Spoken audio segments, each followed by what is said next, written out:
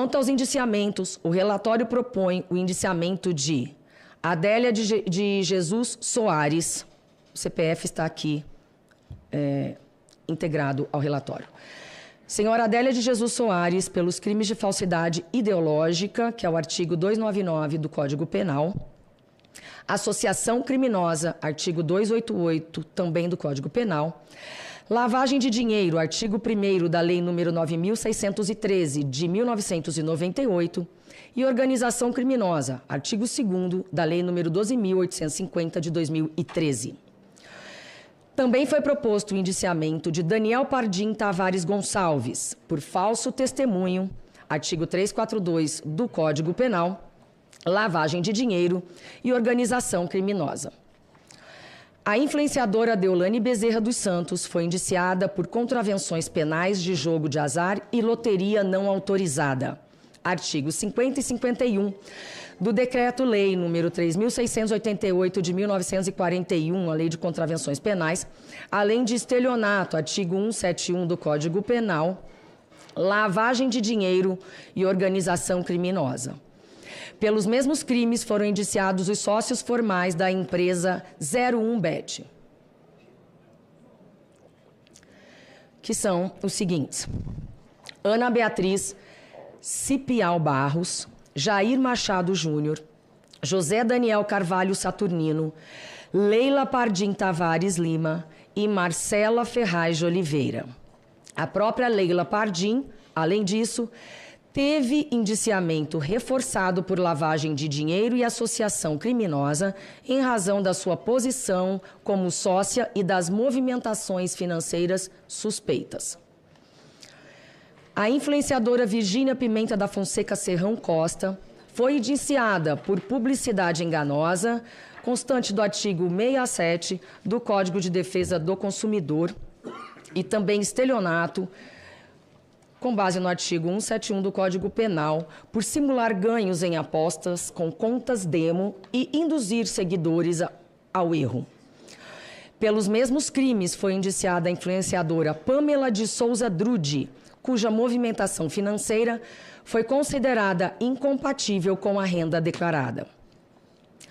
Foram também indiciados Erlon Ribeiro Lima Oliveira, Fernando Oliveira Lima e Tony Macedo da Silveira Rodrigues, pelos crimes de lavagem de dinheiro e associação criminosa, por operarem empresas ligadas à plataforma de apostas com movimentações financeiras vultosas e sem lastro fiscal.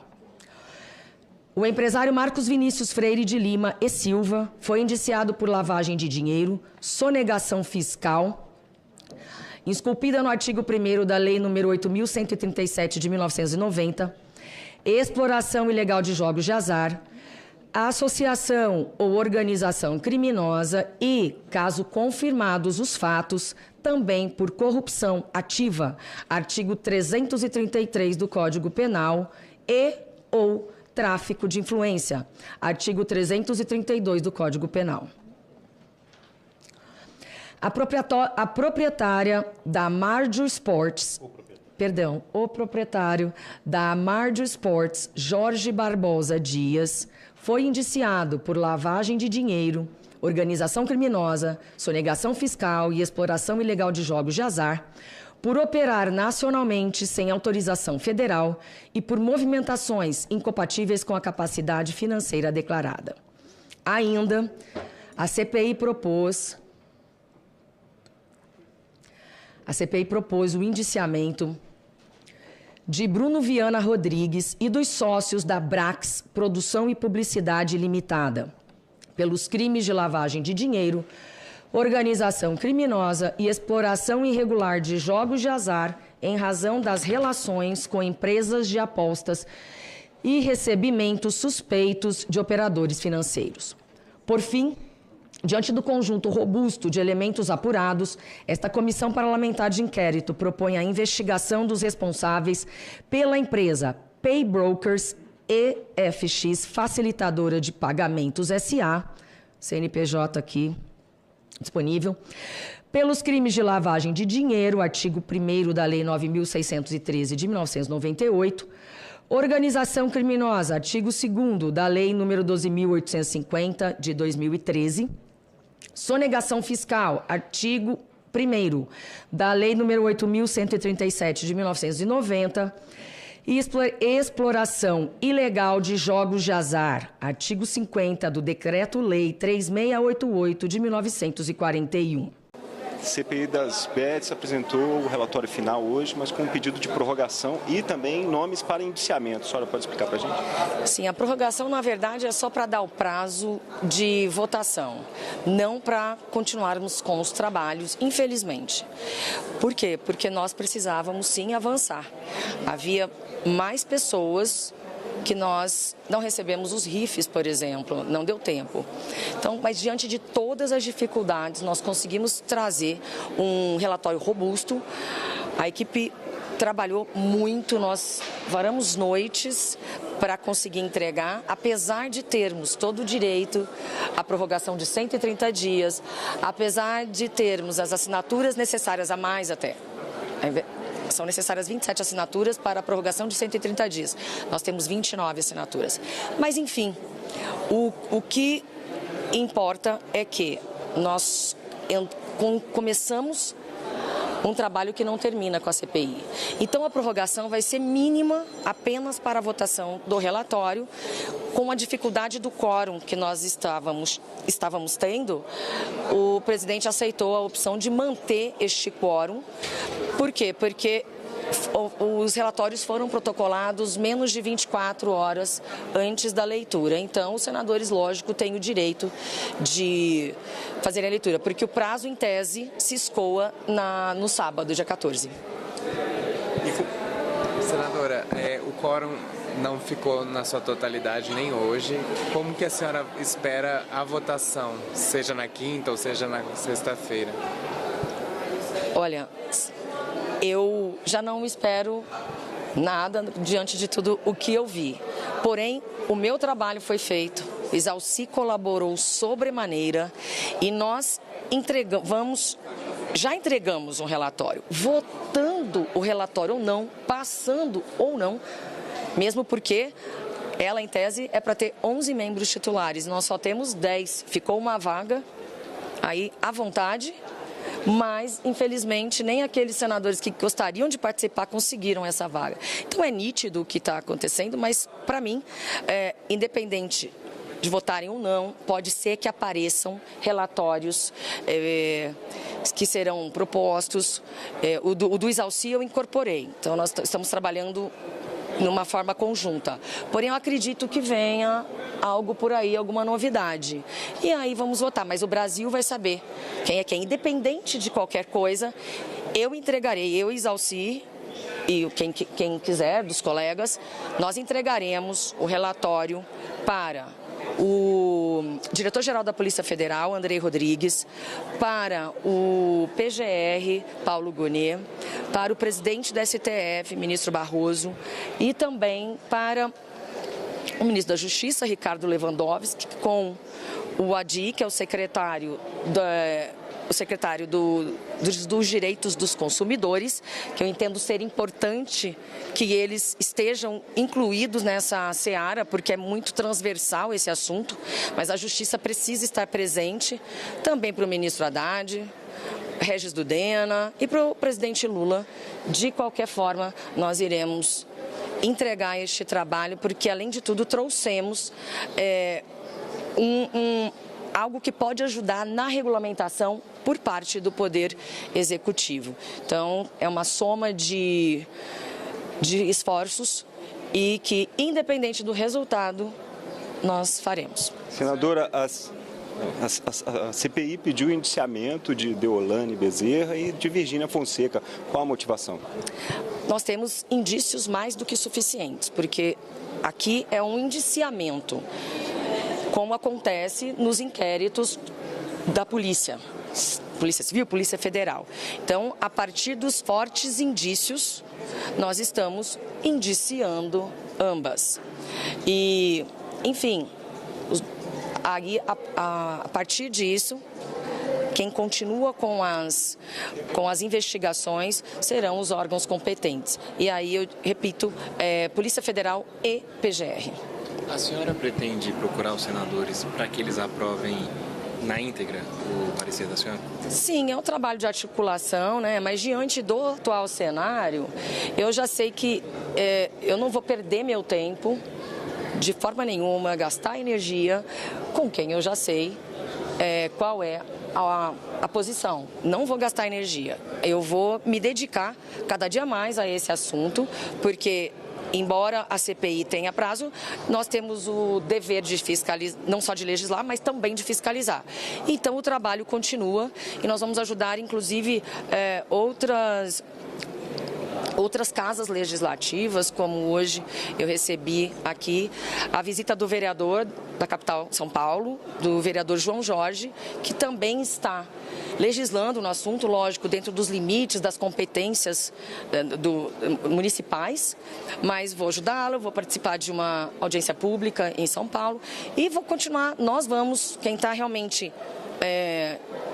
engajado em resolver o problema no Brasil, em trazer uma solução, tem muito trabalho para ser feito ainda, porque esse assunto é extenso e precisaria de mais tempo, mas infelizmente não foi possível, não por vontade minha. Senadora, a senhora acha que aquelas imagens dos parlamentares, por exemplo, tirando foto com os influenciadores, aprendendo a jogar o jogo do tigrinho, por exemplo, aquilo ali pode ter prejudicado de alguma maneira os trabalhos da CPI ou não? De maneira nenhuma. Primeiro que Virgínia veio como testemunha e veio convidada. Se ela fosse naquele momento já investigada, porque foi após a vinda dela que nós conseguimos juntar os pontos e decidimos por indiciá-la. Mas naquele momento ela era uma pessoa comum e a educação, pelo menos da minha parte, ela pediu uma foto, eu não vou dizer não, a pessoa não é uma indiciada nem nada. Cada um responde por si. E a questão do aprender a jogar não era isso. O que eu fiz? Eu pedi, porque era a única forma, eu não tenho tempo de fazer uma busca e apreensão. Eu não tenho tempo de analisar os celulares e os computadores de um influenciador. Então o que eu fiz? Eu fiz ele se entregar, como aconteceu. É que muita gente não entendeu, a oportunidade é ótima. Eu falei, eu quero ver você jogando, eu quero ver. Então ele jogou, ganhou e perdeu, acabou ganhando. E ele falou que aquele era o jogo, aquela era a plataforma dele, só que ele estava jogando o tigrinho. E a plataforma que ele divulga é a cobrinha. Aí eu falei, então acabou o jogo do tigrinho, agora joga a cobrinha. Por quê? Porque a conta demo que ele tem é daquilo que ele divulga. Então, se ele não divulga o tigrinho, a conta que ele abriu, ele jogou na minha frente. Então, ele deu exatamente o que eu queria. Ele jogou na minha frente. Eu não queria prender, primeiro porque nosso gabinete já entrou 300 vezes para a gente poder entender como é que aquilo funciona. Então, ele jogou no tigrinho e não quis jogar na plataforma dele. Aí depois, no final, eu pedi para ele resgatar o dinheiro. E ele entrou em pânico. Se alguém acompanhou, ele falou não, e o advogado também ficou muito bravo, falou chega, tá demais. E simplesmente ele fez um resgate me dizendo que não ia fazer, mas ele fez o resgate do tigrinho, não da cobrinha. Então, para mim, ali, para quem não está debruçado sobre o tema, não entendeu. Mas ali sim, como a própria Virgínia, que ali, quando ela disse que jogava por uma plataforma tal, e a mãe dela e o marido, todo mundo jogando na plataforma dela, ela já me mostrou que ela já entregou ali o ouro que eu precisava. Então, eu até agradeço pela oportunidade, mas aquilo não foi uma brincadeira. Da minha parte, jamais. Aquilo me deu certeza do rumo que nós estávamos tomando, porque mesmo o Regis Dudena, em várias conversas que tivemos com todas as pessoas que estão tratando desse tema, ninguém sabia praticamente nada ou quase nada sobre esse assunto. É um assunto difícil, que nós estamos unindo forças, nós estamos sempre para trás, infelizmente, diante de organização criminosa, diante dessa questão toda de tecnologia. Esse pessoal está nadando aqui de braçada desde antes de 2018, quando foi aprovada, quando foi sancionada por Michel Temer, já no apagar das luzes, uma legislação que não permitia os jogos de azar. Então, mas determinava que o Poder Executivo teria 2 anos prorrogáveis por mais 2 para regulamentar. Então, ficou num limbo de legal, porém não regulamentado, e não regulamentado por quê? Porque por conta da omissão do Poder Executivo, certo? Então, nadaram de braçada, evoluíram, fizeram tudo o que eles gostariam, e aí eu falo para vocês, se vocês têm que perguntar para o Poder Executivo quem estava naquele momento com a obrigação e nunca fez nada, deixou correr solto, e agora nós estamos correndo atrás de um prejuízo, infelizmente. Senadores, sobre esse cadastro único dos apostadores, por que ele foi necessário e como deve funcionar? Bom, essa proposta nós iremos fazer primeiramente para o Poder Executivo, por óbvio, porque ele que tem que desenvolver. É um apoio, é uma ajuda dentro da regulamentação. Da mesma forma que as empresas de bets precisam ter autorização do Ministério da Fazenda, por meio da SPA, para trabalharem, para operarem, nós, diante de toda essa circunstância, nós iremos trabalhar para fazermos um cadastro único do governo federal para os apostadores. Então, nessa única plataforma, os apostadores vão fazer um cadastro lá dentro. Esse cadastro sai com uma assinatura digital ou um nada consta, como um nada consta da Polícia Federal. Ele deve ser inserido na plataforma que ele deseja jogar, por exemplo, para que ele possa se cadastrar. Então, tem o trabalho dos novos apostadores e dos que já estão, mas é uma medida que pode ser exigida pela SPA. E ali nós conseguiremos analisar todas essas temáticas. Primeiro, quantas pessoas estão jogando no Brasil verdadeiramente. Depois, qual é a idade, qual é a renda, qual é o ticket médio, porque nós sabemos que o menor número são as pessoas 60 a mais. Porém, o ticket médio é 3 vezes maior do que os jovens. Então, são pessoas, são aposentados, a gente precisa entender essa situação. E outra, durante o período do cadastro, são coisas que nós desenvolvemos e vamos passar para o Poder Executivo, mas durante o período de cadastramento, enquanto o apostador está se cadastrando na plataforma do governo federal, ele vai receber os avisos. Você sabia? Você tem certeza que você quer jogar? E terá, na minha opinião, uma renovação, ele tem que renovar o cadastro a cada 6 meses. E uma ideia que eu sugeri é que a cada 180 meses, renovando, 3 vezes renovando, 6 meses, 12, 18, não é 180 meses, 18 meses renovando, um período de 7 dias, não sei se vocês perceberam, mas um período de 7 dias de abstinência praticamente, mas para que a pessoa tenha um fôlego. Outra questão importante que nós detectamos, nós copiamos muitas ideias do Poder Legislativo, da forma como a Alemanha está lidando com o caso. Mas eu gostaria até de aumentar o prazo. Aqui no Brasil é menos de 2 segundos entre um jogo e o outro. A Alemanha exige 5 segundos entre uma jogada e outra. Aqui está muito à vontade. Então, essas pessoas são empresários que estão pagando, assim, nós estamos pagando uma conta de algo fora do comum, que nunca imaginamos e que temos de lidar. A senhora sai satisfeita com o resultado final do relatório da CPI? Eu saio tranquila, agradecida pela equipe, por todos aqueles que ajudaram e com uma nova missão neste momento de apoiar e de ajudar o governo federal a terminar ou a continuar, porque você nunca termina de regulamentar. A partir do momento que você vai entendendo como aquilo funciona, porque a Secretaria de Jogos e Apostas foi aberta em 2024 e não em 2023, porque o governo precisou entender o que estava acontecendo, porque eu não acredito que eles tenham levantado uma obrigação dessa ali na transição entre o governo e outro, certo? Então, mas